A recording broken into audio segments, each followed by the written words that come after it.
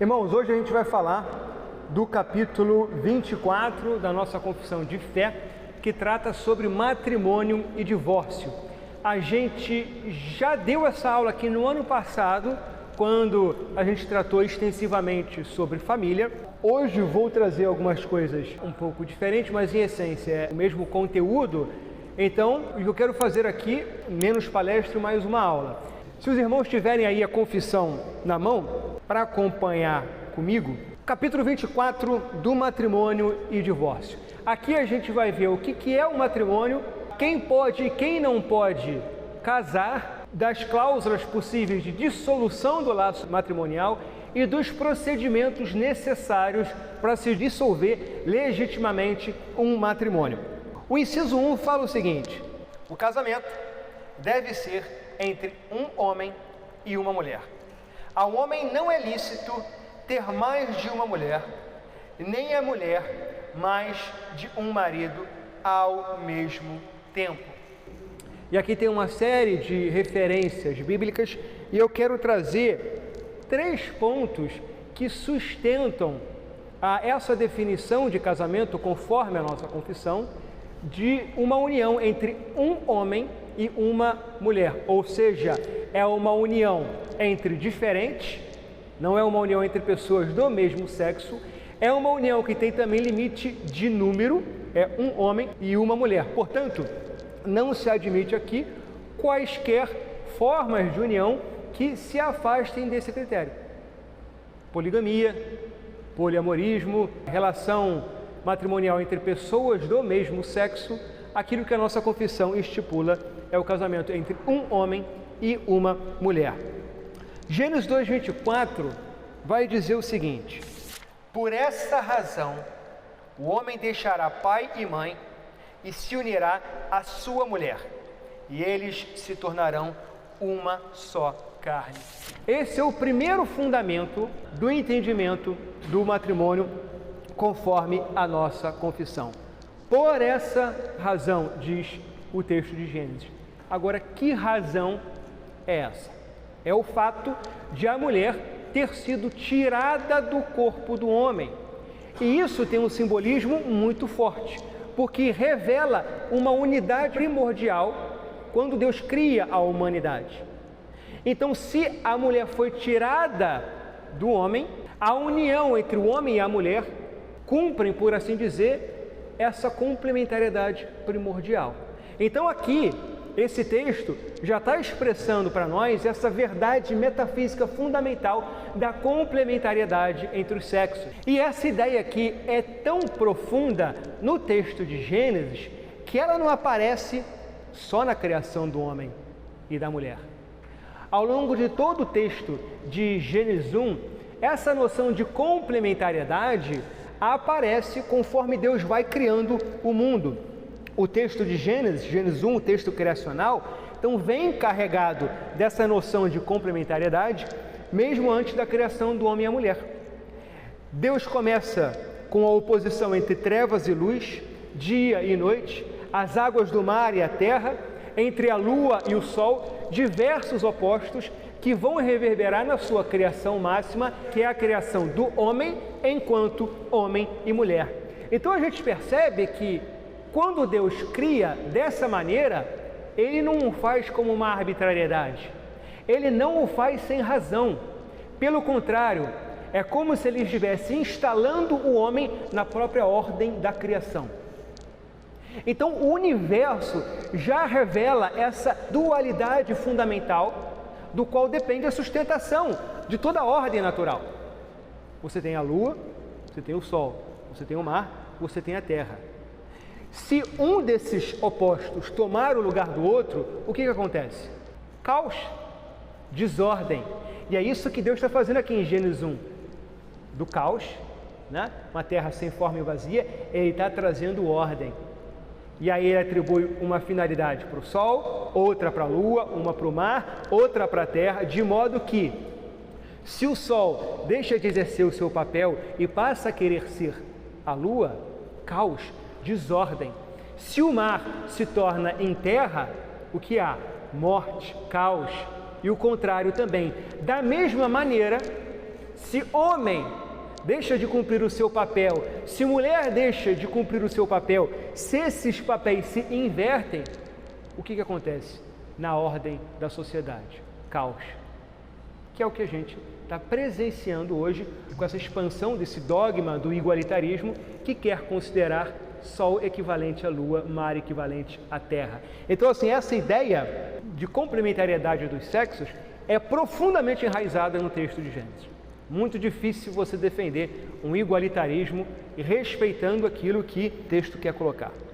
A segunda razão disso é a que Paulo vai nos trazer lá em Efésios. Se por um lado o casamento, como uma união monogâmica entre um homem e a mulher, representa a própria ordem da natureza, é impresso por Deus na ordem da natureza, essa ordem, ela representa algo ainda mais fundamental.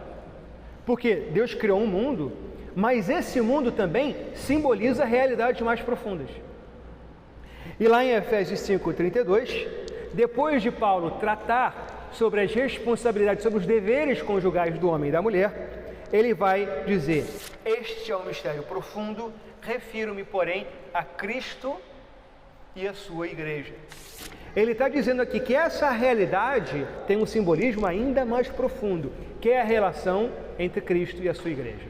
Então a monogamia está fundamentada na ordem criacional e na misteriosa relação entre Cristo e a sua igreja. De modo que não só há desordem ao se negar esses papéis, como há também blasfêmia em se recusar esses papéis, porque ao assim fazê-lo, é como se o homem também estivesse negando essa realidade mais fundamental da distinção entre Cristo e a igreja.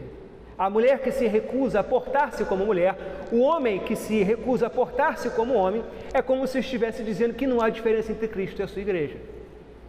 É a mulher querer tomar o lugar de Cristo e o homem querer tomar o lugar da igreja. Então, são esses dois motivos profundamente bíblicos fundamentais.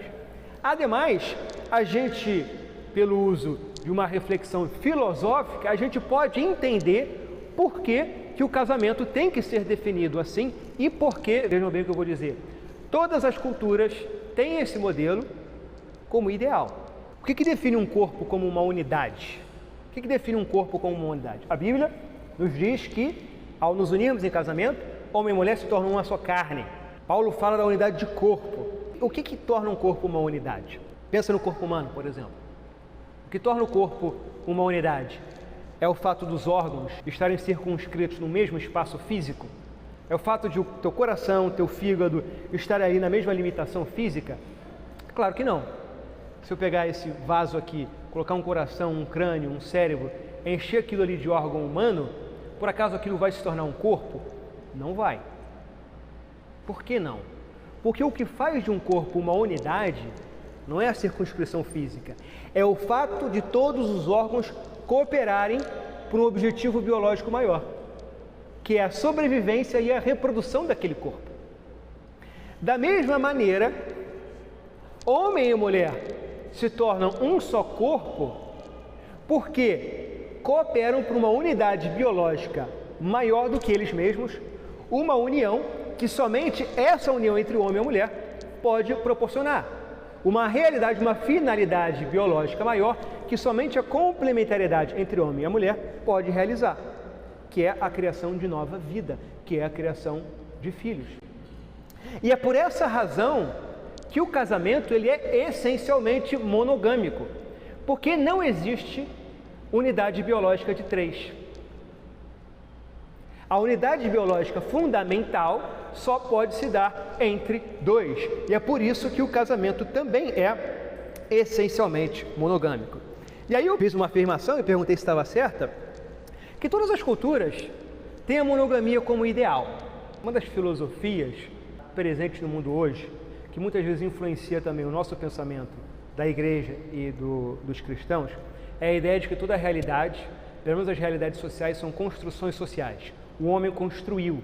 Se o homem construiu, poderia ter construído de um modo diferente. E certamente, todos conhecemos exemplos notórios de sociedades que são tolerantes com a poligamia. O Islã é uma delas. A gente sabe que no Islã, até hoje, a poligamia é tolerada. Agora, o que é interessante quando a gente faz uma análise um pouco mais profunda, é que a gente vê que mesmo em sociedades que toleram desvios desse padrão, não tem os desvios como ideal.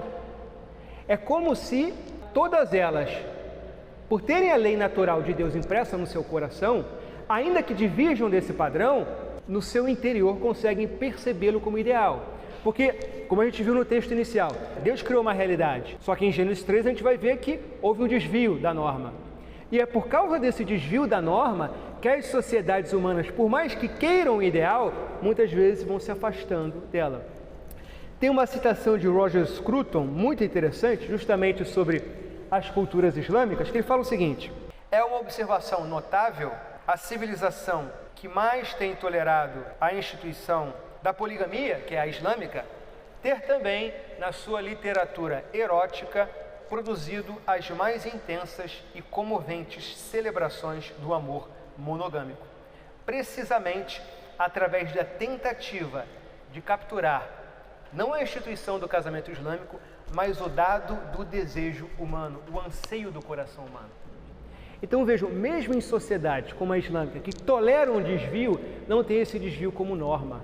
Sabem no seu interior que aquilo não é ideal. E alguns, muito cinicamente, nos lembram do exemplo dos patriarcas de Israel, que muitas vezes, se não a maioria delas, não respeitaram esse ideal que Deus criou em Gênesis. E aí muitos vão sugerir, olha, veja aí o exemplo dos patriarcas, para desacreditar a ideia de que no antigo Israel haveria uma norma, para desacreditar a ideia de que a Bíblia proporia de fato uma norma monogâmica.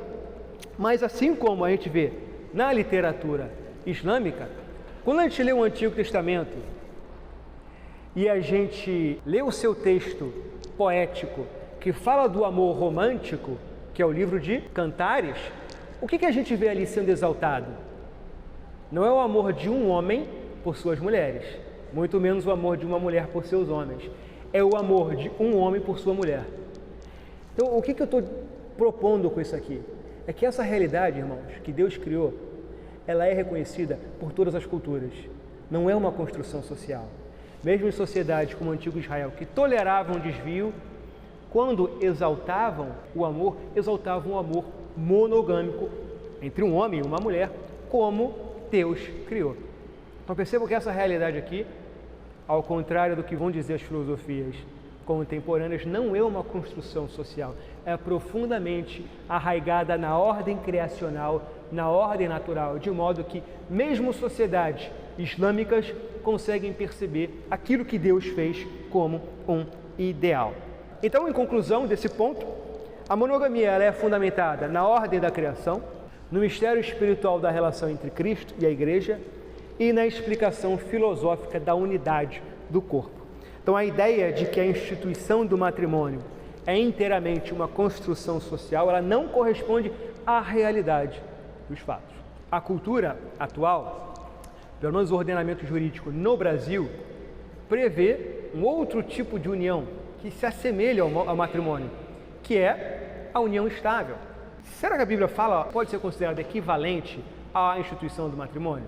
O matrimônio é um voto que você faz diante de Deus e publicamente diante das pessoas. O casamento não é uma união privada, não é uma união que diz respeito apenas aos indivíduos, diz respeito à sociedade e diz respeito a Deus. Portanto, precisa envolver a religião, a fé e também o consentimento explícito público. A gente pode dizer, a ideia de união estável, de um morar junto, coisa semelhante, ela é rechaçada inclusive por Cristo. Quando se depara lá com aquela mulher no poço de Jacó, em João 4, pede pelo seu marido. Cadê o seu marido? Ah, eu não tenho marido. Aí ele diz, disseste bem, você já teve 5 maridos e esse com quem vive não é seu marido. Ou seja, o viver junto não se qualifica como um matrimônio, ok? O matrimônio, ele pressupõe o consentimento público da igreja e da autoridade civil também. É uma união especial. A finalidade do matrimônio. O inciso 2 da nossa confissão vai dizer para que serve a união matrimonial. Isso quer dizer que, a gente falou isso aqui muito no ano passado, O casamento não é uma construção social. O casamento, portanto, não é um contrato que pode ser elaborado de acordo com o arbítrio das partes. Porque, por ser uma instituição pré-estatal, uma instituição natural, o que cabe ao homem ao consentir ao matrimônio não é na elaboração dos seus termos, mas em consentir com a realidade natural do que é e para que serve o matrimônio. E aqui a gente vai ver, de acordo com a compreensão da nossa confissão, 3 bens do matrimônio. O matrimônio foi ordenado para 1. O mútuo auxílio de marido e mulher. Porque não é bom que o homem esteja só. Far-lhe-ei uma auxiliadora que lhe seja idônea. Existe este aspecto de unidade fundamental, segundo o qual homem e mulher fazem um voto de fidelidade, e essa fidelidade abrange muito mais do que a fidelidade sexual, mas é um compromisso de zelar pelo bem alheio e não mais do seu próprio. A segunda finalidade é outra finalidade muito esquecida na cultura liberal atual: para a propagação da raça humana por uma sucessão legítima e da Igreja por uma semente santa. Gênesis 1:28, quando Deus cria a instituição do matrimônio, Ele dá uma ordem: sejam férteis e multipliquem-se, encham e subjuguem a terra, dominem sobre os peixes do mar, sobre as aves do céu e sobre todos os animais que se movem pela terra. Esse aqui é o famoso mandato cultural, pelo qual Deus ordena ao homem que tome o controle, exerça autoridade sobre a terra. Porque o homem é o representante de Deus aqui. Só que um dos meios pelo qual essa autoridade é exercida é pelo cumprimento da ordem que antecede: sejam férteis e multipliquem-se. Vejam, disso aqui depende a subsistência da sociedade, e é por essa razão, vejam aqui, é por essa razão que todas as sociedades humanas acharam por bem regulamentar e proteger a instituição do matrimônio. Não existe uma sociedade humana minimamente evoluída que não o faça, porque se entende que da relação entre o homem e a mulher depende a própria sobrevivência da sociedade, por causa da geração e da criação de filhos. E é por essa razão também que é responsabilidade da autoridade civil proteger especialmente essa união aqui, porque há um interesse público evidente, que é a geração e criação dos filhos. A gente já falou aqui extensamente que da ordem familiar depende a ordem social também. A desordem familiar está relacionada ao aumento de criminalidade, miséria, problemas psicológicos e tudo mais. Então é do interesse público e, portanto, do Estado zelar e proteger essa união de forma especial, preferindo-a em relação a todas as demais. Porque só dessa união aqui advém filhos. Nenhuma outra união, eu não me refiro só às uniões entre pessoas do mesmo sexo, mas a relação de amizade que você tem com um colega, ou a relação que você tem com um pastor, não tem um interesse público como essa união aqui tem. É por causa disso que cabe ao Estado proteger essa união. E quando ele não o faz, equiparando outras uniões ao casamento, ele está agindo contra a ordem natural, contra a lei natural. E o terceiro ponto é para impedir a impureza. A gente sabe que, enquanto cristãos, a gente entende que a sexualidade deve ser expressa na união matrimonial. E assim, a união matrimonial é um meio de se impedir o mau exercício da sexualidade.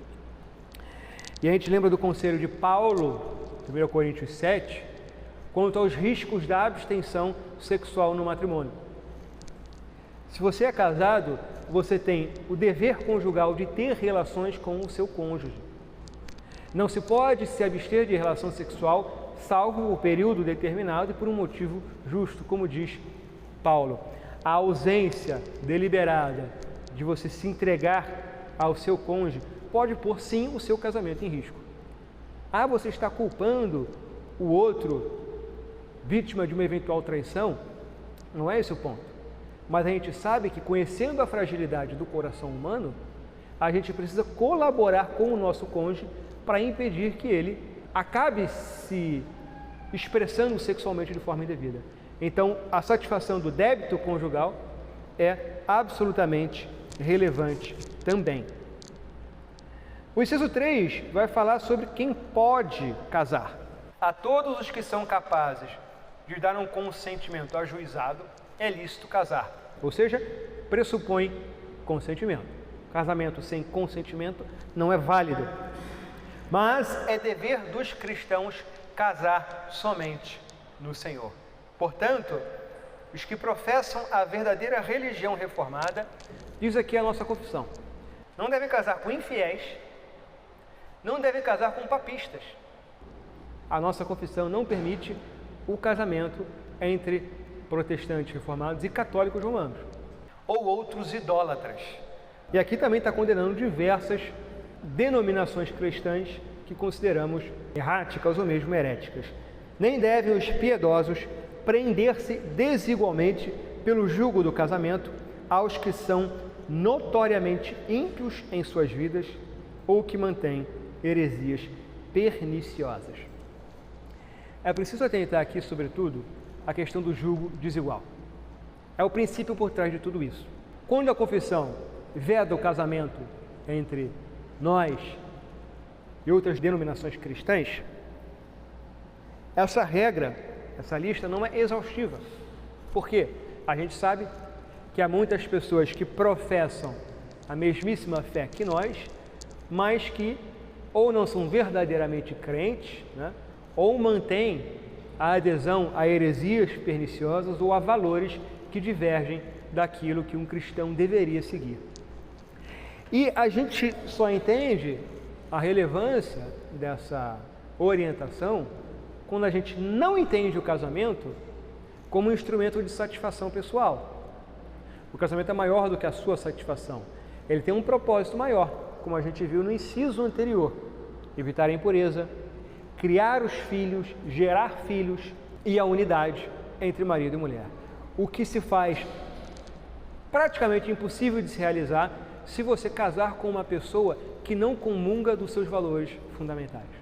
Porque o desejo sexual, a atração, tudo isso é passageiro. Importa numa relação, é evidente, mas isso não sustenta no longo prazo uma união. Eventualmente você vai ter filho e, se você não estiver bem alinhado nos seus valores com o seu cônjuge, isso trará diversos problemas que podem destruir um casamento. Então, antes de optar por um namoro, por um noivado, por um casamento, é absolutamente fundamental que você verifique se essa pessoa pela qual você está apaixonado ou apaixonada comunga dos seus valores fundamentais. Não só se pertence à mesma igreja, mas se você tem uma compreensão compartilhada do que é a vida, do que é a fé, de como criar os filhos, do que é um casamento e tudo mais. Irmãos, vamos deixar para um segundo momento tratar de outra questão que dá suficiente pano para manga para uma aula só, que é quem não pode casar, as condições possíveis para um divórcio e os procedimentos necessários que antecedem o divórcio, conforme a nossa confissão.